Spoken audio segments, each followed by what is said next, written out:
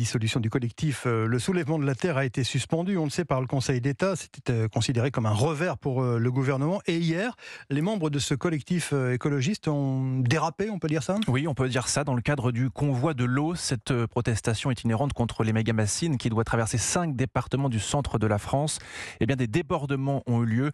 Sur le parcours, des participants sont accusés de dégradation sur le green d'un golf en Haute-Vienne. Chloé Lagadou.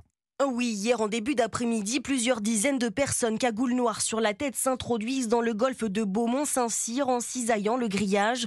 Une fois sur le green, ils arrachent des mottes d'herbe, cassent une canalisation et laissent en guise de signature sur la pelouse le logo des Soulèvements de la Terre, le symbole anarchiste ou encore l'inscription 100 jours pour vous sécher.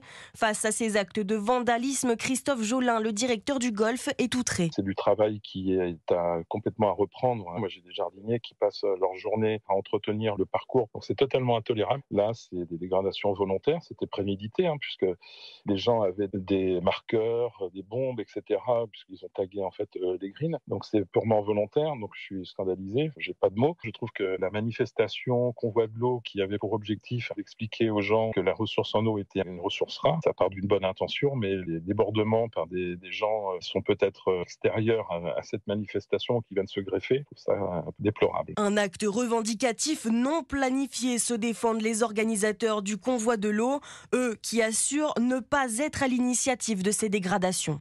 Chloé Lagadou pour